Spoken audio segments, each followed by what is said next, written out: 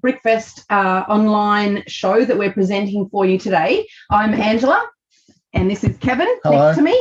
And Joe, give us a wave. And Lachlan, give us a wave. We're all from Rainbow Bricks exhibitors with Rainbow Bricks Lego user group. And Fleur from Lego Masters 3, give us a wave. Thank you for joining us. We hope that everybody on our virtual Newcastle Brickfest Lego page is enjoying all the uploads that we've been bringing them so far from 10 till 3. But in the meantime, we're live streaming with Fleur and some of our exhibitors. So we've got some questions for you, Fleur. First of all, did you enjoy Lego Masters 3?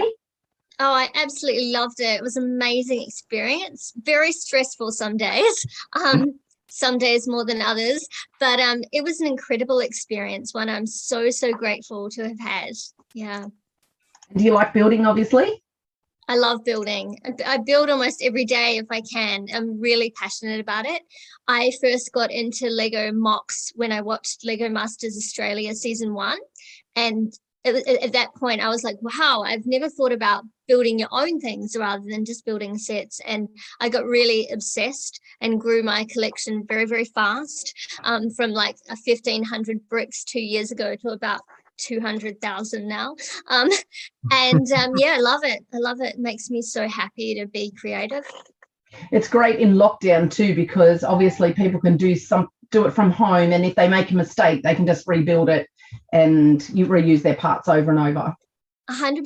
It's actually been a lifesaver in lockdown. I'm obviously based in Melbourne, and we've been in lockdown for about 250 days over the last year and a half. So and an earthquake. And we had an earthquake. Yes, it was crazy. That was the universe and God telling us, no, we've had enough. Let's just shake it up. Yeah, that was crazy. I was in my Lego room when that happened, actually, and suddenly everything started shaking, and I was like, don't fall off, Lego. Just hold together. The Lego survived. Luckily, you can build it again if it did, but thankfully it didn't. So absolutely. All right, Joe or Lachlan, do you have a question for Fleur at all with regards to the Lego or the Lego Masters 3? Sure. Well, I think a lot of people would be interested to know whether you actually get to keep any of the builds, or whether they just all get taken apart and put back in the brick pit. Oh, well, very sadly, we don't get to keep anything. They all get taken apart. There was some, I think the winner of each episode, they held that together for a while, but I don't think they kept it past the show. You would know because certain pieces, if you used a lot of them in one build, like in the geisha build, we used lots of the black curved tiles. They weren't available for a few weeks after that. So I was like, oh, maybe that one's still together. But yeah, there are some builds that you're happy for it to be pulled apart because you didn't love it, and then others that you didn't want to pull apart at all. And then there was, of course, the build that we helped them pull apart by just having it collapse at the 11th hour. So we did the brick separators a favor on that episode. That was the sign. That was the sign, wasn't it? The sign. It was the sign. Yeah. We could the see ill-fated sign. Or displayed anywhere else. No, not displayed anywhere as far as I know. I believe in the past that they've put the winning builds maybe from season 1 into like the Melbourne show, but because of COVID that hasn't happened. So sadly not, which is a shame. Yeah, that is a shame. I would have loved to see the winning build in a showcase somewhere because that was incredible. It was incredible. The beautiful forest scene. Yeah. So beautiful. Yeah. So I was just saying that the sign was quite top heavy, and we've all been building for a number of years, and so even we went, okay, how would you put that together? It's really like when you're running out of time and you've got 30 minutes left to go, trying to work out a system that's going to hold something, that heavy. It really was really heavy, and one of the reasons it was heavy that probably you didn't see on screen is that in the brick pit you don't have any large base plates, so that was 48 by 48, but it was made up of 20 smaller base plates, and so then you're having to go like double, triple thickness to get the stability of it. So you've got 3-4 layers on both sides. And Sarah and I just hadn't had the experience of building on that scale. So it was a shame. But, these things happen. And sometimes it's good for things like that to happen, so that builders at home who maybe aren't as experienced as well can go, well, it's not about what you know, how far you fall, it's about how you build yourself back up from that. So yeah. Okay, cool. And Lachlan, so that gives you a question. Yes. For Did you and Sarah apply as a team for Lego Masters? We did not. No, we were paired together by production. So we met each other on the first night, or the night before filming, and we built together for the first time with that geisha build. So yeah, we applied. She applied separately. I was put forward by someone, and I didn't think I'd been cast. I did an interview and heard nothing for about 10 weeks. And then 2 weeks before filming, I think someone may have pulled out or something, and I suddenly got pulled into the mix. So very, very last minute. I would never have even thought about doing the show. So fate. Wow. Yeah, meant to be. And so, how much time did you spend any time together? So that was the first time you built together in the first episode, really? Yes. And so literally we'd only spent like dinner the night before meeting each other. We hadn't done any practice or building together. About half of the teams were paired together by production, but most of them had a bit more of a lead time, like 6 weeks or so, where they could meet each other over Zoom. Because Melbourne was in lockdown, of course, there was no way Sarah and I would have been able to meet, because we live on opposite sides of Melbourne. So yeah, so it's a huge extra pressure to build with someone that you don't know, but then it also, I was very lucky because she has a great creative eye, so it was and we just clicked, like we just got on as people, and we both sort of went into it with humor. If that something was stressing us out, we just tried to make each other laugh, and that kind of worked for us. So yeah, I feel really lucky to have had that experience with her. Absolutely. And so how much practicing then did you do throughout the week? Like, did you do it every day? Good question. Yeah, pretty much every night you were doing some practice. It kind of depended at what point you were in the build. So because, some builds were done over a couple of days, if it was a longer build, if you were halfway through and you wanted to nail something, you'd be practicing that at night to be able to come in and do it fast the next day. Then other days you were just exhausted. We had to be camera ready usually about 6:30 in the morning. So you were up at 5:30, you would get home from set at say 7 o'clock at night. You've been there for 12 hours, and you're really, like, I'm old, I'm 44. I was tired, and a lot, well, it felt old, trust me. But I think a lot of a lot of the nights you got home and you were just done. You'd just been throwing it down all day. So it kind of depended where you were. If you'd finished a build and you knew that the next day was going to be the interview day, like where they cut to those interviews, that's a separate day that is filmed, you tended to just have a pizza and have a glass of wine and relax a bit, just breathe before you got into the next one. It's a very intense process for sure. Yeah. Well, it seemed that even came across on film, how intense it was, really. Oh yeah, I mean, you saw I was in tears sometimes because you are exhausted. You feel like, I felt intimidated by just the level of quality of the builders in the room. They were so amazing, and I kind of felt often like, why am I here? Why was I cast? I know that I bought something different, which was good, but you're very aware of your technical skill in relation to someone like Gus and David and Owen and Scott and Ryan and Gabby. They're all of them, really, really technically skilled engineers, and you're going, whoa, there were days where it was super hard, but it was also just so much fun and so surreal. And I just look back and think, wow, like I can't even believe I had that experience. I'm so happy about it. Yeah. And it is an achievement to actually have even been there, to been picked, to be there, to got to where you got to. That's a real achievement. Yeah, thank you. Yeah, I do feel really, really proud of it. It was really special. And, I hope that seeing Sarah and I get as far as we did, does show people that you don't have to be the most technical builder it's sometimes about coming up with unique ideas, and, coming up with ideas half the battle. executing it sometimes really difficult. But it can but be. you know, It can be a really. It can be a really hard hobby sometimes to be a part of, because it's one where so many people are so creative, and you look at it. Sometimes I look at things and I go, damn, I can never do that, because it's just incredible the things you see on social media, and it might bring you down, but it's always a good thing to recognize what you're good at as well, because you can always bring something different to the table that those people might not be able to bring. But yeah, there's some incredible builders out there. It's unbelievable. I think that's such an important thing to recognize, Lachlan. It's for me, I feel now anything that I put out online, like any build that I put out, I feel nervous about that, because I'm judged in the fact that I was on Lego Masters, so it needs to be a really good quality, and it's intimidating to do that sometimes. But I love seeing mocks from every level, because I find inspiration in it.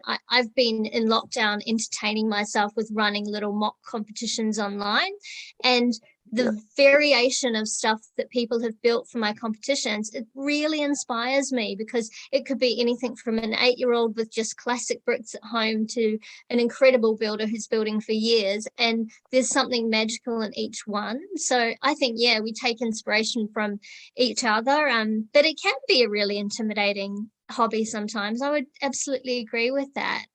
But yeah. Okay. Yeah, I enjoyed your sorry, Angela. I enjoyed your like Ninjago kind of build you did. I think it was yesterday or the day before. I saw on Instagram, on your Instagram. Thank you. Yeah, it was great. Thank you so much. Sorry, I'm just going to say at this point in time, so thank God for Zoom, because we can obviously all connect via Zoom through COVID and lockdown. Kevin and I do live in a rural area with satellite internet. Thank goodness there is satellite internet, but it does create a bit of a problem from time to time with streaming and with chatting across Zoom. So if you have been experiencing some difficulties while watching this, that is why.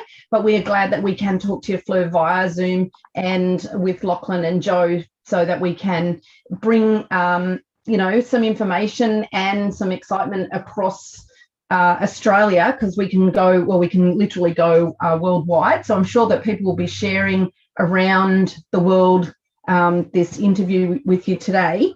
And just to also say, Rainbow Bricks is an exhibitor group that is mainly about fundraising, and sadly we haven't been able to fundraise in the last couple of years because of COVID, but we look forward to going back to doing the number of exhibitions that we do around the Central Coast through to Port Macquarie, around once a month. And in those exhibitions, we actually like to have exhibitors that are set builders all the way through to experienced builders. So we like the fact that people or children can relate to a small build of 100 pieces that another child may have built, a child of an exhibitor, and we encourage those children to display with their parents so that they can actually, grow. And lots of builders do come to us and say, oh no, I'm no good, I just built a set. And we say no, because eventually those builders, and Joe will vouch for this, they start as a set builder. That was me. And then they go, after, usually around 12 to 18 months, then it's like, I can do something different. I've got an idea for this. And they get super excited. So they talk to other builders and they see how they do it and they learn from that. So there's lots of, and then people start looking on the internet, see what they can find. And, so one of the things that Lachlan was our youngest exhibitor at the time. He's obviously been with us for a few years now. And he started off with Bionicles and bought his whole collection, and we thoroughly enjoyed it. And Joe started with towns and just sets of houses and things. Yeah. So we all, I did start from the Belleville sets of just buying 5 or 6 Belleville sets and building with my son. And Kevin was building all of our son's sets, and then you eventually go, oh no, you've got to move on, because you do get just by just building the same thing over and over. But you do, you branch out into mock building, but we do have all different levels of builders in Rainbow. There's so many different builders, and some of them are to the extreme and they're amazing, and as you said before, with technical ability. But we have some that, well, I myself, not very technical, but I love building diorama type scenes with lots of detail. So, but we do have all sorts of different levels of builders. And in the sets, you learn the techniques. That's I right. love to build architecture. I love it. And I used to build dolls' houses out of wood. That was one of my hobbies. And I found an enormous crossover in Lego, because Absolutely. It's the same, building miniatures, minifig scale furniture and things like that. And most of the techniques I learned from doing the modular buildings. Like, they've been fantastic. I also love to build food, so I like to sort of get a real world object and see if I can turn that into Lego. But everyone's different. I've built a picnic before and loved it. Yeah, and taken it. Yeah, fantastic. We noticed that with your sushi. Yes, I built sushi. We love the sushi. I built a tea set recently as well. Oh, that's gorgeous. Oh, that is nice. I built it for a TV show. I can't tell you which one, but it is going to be on TV later this year, where they needed a full high tea setting out of Lego, which was so unusual. And so I happened to get asked to do that. It was such an honor, and it pushed me to do something that maybe I wouldn't have thought about building before. So, yeah. Every time we turn the TV on, we'll be looking out for the show to find which show it is. Yes. Yeah, we go, there's Flair's tea set. Now, one question that we all have been curious about is, do you have to clean up that mess yourself after the show? After each build, all those parts on the floor? We don't. And if we did, we would probably build in a totally different way, because basically what you do, you run to the brick pit and you've got tubs that you can fill up and trays that you can fill up, and you never know quite what you're going to do. So you're just piling it in there and you end up with stuff everywhere. And the amount of times that one of us would knock one of those tubs, like you're running and you knock your chair and the tub goes everywhere, and there's literally thousands of pieces of Lego on the floor. And then these amazing brick pit fairies would come with brooms, and sometimes Geordie would come with his broom, and it would just be cleaned up. It's very different to building at home. My room is a complete mess, my Lego room, and I always sit here and think, imagine if I had someone to sort this and tidy up for me. It'd be amazing. It would be. We need someone here that does that for us. Yeah. It's not going to happen. Everyone needs a brick pit fairy. Once upon a time, we did sort, and now we just rummage. It's just, you spend too much time sorting and not enough time building. So, I'm in the same boat. Like, I've got at the moment probably around 20 to 30,000 pieces that need to be sorted, because I took a whole lot of builds apart. I sort of don't have a huge amount of display space, so I tend to rotate it round. So I'll display like Diagon Alley, and then I'll pull it apart and use it for mocks. But oh my gosh, every time I get through a whole lot of sorting, then I've got a whole lot more to do, and it's pretty I find like I'm a bit weird about it. I can't get real creative until it's all sorted, but I'm in rummaging mode this week. I'm like just a bit I'm done with the sorting. Yeah. All right. Let's try some simple questions. What's your favourite part? What's your favourite Lego part? Easy. It's a 2x2 plate modified with your octagonal bar frame. I'll show you the part. I'll just grab it. It's on the bottom of a cupcake. Wow. Because I use it to make cupcakes. I use it to make rooftops. I use it to make flowers. So that same part, if you took a cupcake you do that with it, you get, It's my favourite part. Unique. Prepared to show me. Love it. Yeah, no, that is, I use that actual octagonal part all the time as well. We have hundreds of floating around. If only they could bring it out in pink, I'd be thrilled to bits. So Every colour. all right. Colours. Now,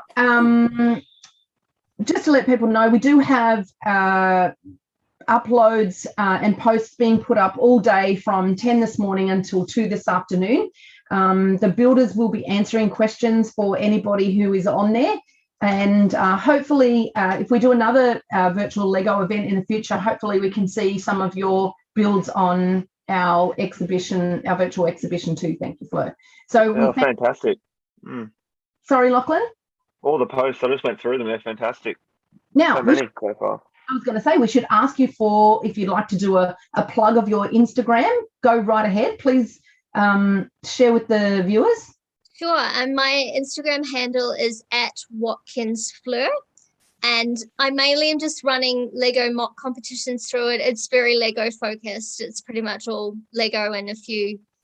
Yeah, the latest one's me dancing and being a bit crazy. But yeah, just mainly Lego and connecting with the Lego community. So yeah, definitely if you want to jump on board and get into some mock comps, then love you to follow me. That'd be amazing. Excellent. The best of us are a little bit crazy. It's a good community like that. Yeah. Excellent. I'm just trying to think of some other things to make sure I haven't forgotten anything. I have a question. Yes, go for it, Lachlan. Fleur, what is your favourite Lego thing? I'm going to guess it's modulars, Creator Expert. It is. Yep. It is, with the exception, I do love Lego ideas sets. I've bought almost every single one. And my two latest real passion builds have been the typewriter and the grand piano. They're amazing. So yeah, those are the two that pretty much every modular that comes out and every ideas set I would pretty much buy.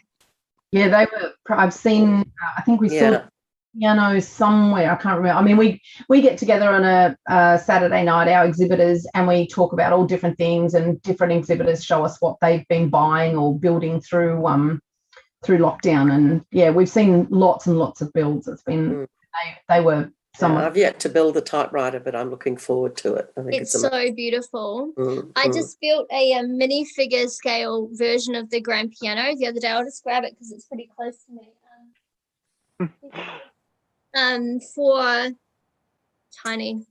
Oh wow. That is so cute. Fantastic. So, and it's funny, this is the difference of building at home and building on the show. I spent like 3 hours on this one tiny little piano, but just working with parts to get the right shapes and stuff. And of course, how many parts in that, Fleur? In the tiny one, probably about, I want to say about 30 to 40 parts. Not huge. What's the most famous question people ask is that a set? Yeah. Yeah, no, it's not. I'm actually preparing for Brickvention in January at the moment. So I did a big build of Flinders Street Station, and I decided for Brickvention I would reimagine it as a theatre. So I'm going to do a full theatre with the facade of Flinders Street Station kind of reworked, and that's going to be part of the stage that goes in that. So a lot of work to do. Lots to do, but that'll be brilliant. You build what you love, Sounds amazing. And I've seen Flinders Street Station. I've been there, and it's an incredible building. It's so good, yeah. It's beautiful. Okay, so we might round it up there, but just let me just say thank you for coming and helping to promote our virtual online Newcastle Brickfest. That's such a mouthful. Newcastle online. Virtual online. It's my absolute pleasure, and I'm excited to now go and have a look at all the exhibitors that you've got happening for today and tune in myself to the live streams. It's so wonderful during COVID that you're still able to bring this event to people. It's I know it's a really hard time, and it would be nice to have been there in person with you. Next year, I hope I can come and be here in person with you. Everyone. All right, thank you, Joe and Lachlan, and thank you to everybody who's been watching. We're sorry if we have had any interruptions through the live stream. As we said, we are on satellite internet, but thank you to Zoom for being able to bring us all together to have a chat today. And definitely for the people watching, don't forget to like our posts, like the videos, and send comments, and we'll have the builders answer as many questions as possible throughout the day. And if you're busy today and you can't watch, you can definitely keep watching over the next few days, because those videos and posts will be there for a number of days yet. They can search the hashtag. And they can search the hashtag. For anybody who's having problems, search the hashtag NBF21. Okay, thank you very much, and we look Thanks, Fleur. Bye. Thank you. Lovely to see Lovely to meet you. You too. Bye. Bye. Bye. Okay. How was that? Thanks, everyone. So Awesome. we had to say that because would you believe the live streaming dropped out? Oh. So Lucky Kev was recording it because now he's going to upload it as a video recording. Awesome. Awesome. I don't know why. We don't. Well, no, the problem is I didn't get to run through the whole process this morning because we haven't done it too often, because I've been asleep when I would have been doing it, because Angela didn't wake me until 5 to 10 because I've been sick. So I didn't have time to do a quick run through to make sure it all worked. That's okay. So, but it's recorded. So it's recorded. That's just why I recorded. Don't worry. We're not professionals. It's okay. Absolutely. This morning at 10 o'clock, just as I've woken Kev up, I've gone outside and I've done a normal live, and I do normal live videos myself all the time with my own business. So thankfully I knew exactly what I was doing, and I took 2 of my Lego builds outside. And it's raining. Yeah, watch that. No, it's still outside. It's in the rain. Whoops. I have to get the hairdryer out later and dry it off. So just sit them on towels. They'll be all right. They'll dry off. I'm going out there to fix it up. So it was really nice to meet you in person, Fleur. I hope that you actually come and join us on a Saturday night. If you're free on our Saturday night Zoom, because I know that almost every one of our members actually watched Lego Masters, and we even have a Zoom on a Wednesday night each week when it's on, and we talk about all the builds and get excited. Yeah, we do a post-mortem. I'll look forward to joining that one next year when I'm not being judged. Look, I'm free most Saturday nights actually, so I would love to join you on that. So I will pop on any time. Yeah, that'd be great. If there's no COVID, but COVID, you never know. You might have a life soon if they let us out of lockdown in the next few weeks. Hopefully, one can only hope. I don't think here in Melbourne it's going to be till sort of mid-November, to be honest. From what I've seen. That's crazy, isn't it? It's insane. It's we're just prisoners. It's so awful. It's been so long. I'm actually moving to Canberra though in January, so hopefully they'll be out of lockdown and I'll have a slightly different life next year. And I'll be a little bit closer to you guys then, and I'll be definitely coming up to visit. We have a few members in Canberra. But we have one that comes on every Saturday night for sure. Yeah. So cool. Yeah. Well, I will try and get on next Saturday night then and say hello. All right. No worries. That's the same Zoom. Same Zoom details. Yeah, awesome. Yeah. Cool. Thanks so much for having me today. Thanks, Fleur. I'm watching that teapot on every show. I've turned the TV on. Hang on. We don't watch free to air. Well, we'll have to turn it on. It'll be on in the background. Well, once it's been aired, then you can let us know so we can make sure we then watch it. Oh, I can tell you because we're not on stream. It's ABC. It's going to be it's a series called Stories from Oz, but it's not. They haven't put it out yet. So yeah, and they're doing an episode. It was filmed at Werribee Mansion, and it was about some Queen of Denmark who only eats Lego food. So randomly, they had all these people dressed up as courtiers, and I did a full, you can probably see it in the background, three-tiered cake stand and the full tea set and everything. The teapot's glued so they could actually use it and stuff. So, yeah. Okay, well, totally random. Do you know what's coming out? I don't. I thought it might be out soon, but I haven't heard. I Googled the other day to see if I could. I think the producer will let me know when it's going to come on, but hopefully this year. Yeah, it was done by the same guys who did The Chaser. So Just totally Right. random. The lady who did the wardrobe was on the wardrobe team for it, was also on the wardrobe team for Lego Masters. She knew that I like to build food, so she put them in touch with me, and that's just how it kind of happened. Oh, really? Wow. Yeah, it was a volunteer job, so Yeah. it was a. Oh, it was, keep an eye out. When yeah, they're closer, you can come on and talk to us about it. yeah, Like You just won't. before, yeah, when you want to, promote it or whatever, you just can't send Kev a message or whatever. But anytime you're welcome. Oh, cool. Thank you so much. All right, no worries. Thank you. All right. See you later. Bye. Someone's Bye. phone. Oh, it was Kev's phone. Okay, No, no no, it's worries. not mine. Oh, wasn't I it? don't know whose it is. Doesn't seem to be either. Okay. How's that, guys? Okay, I think Yeah, that good. Yeah. So, all right. Well, Kev's going to go and have to try and work this out and upload this, and then I have to go back on. It's converting at the moment. Turn my poor Narelle. She'd be looking after answering all the questions. We'll have to put a And post would up. you believe? Do not ask me why, but somebody sent us a message to the Newcastle Brickfest page saying, "Hi, my daughter asked you to send a goat, the price of a goat, to." What? What? It's rubbish. It's obviously just spam. Right? Somebody's Yeah. on, whatever. And they were from overseas. It was like a German or price or something. Or whatever. Okay. Oh. And There's No, something that's still on- coming on up. live.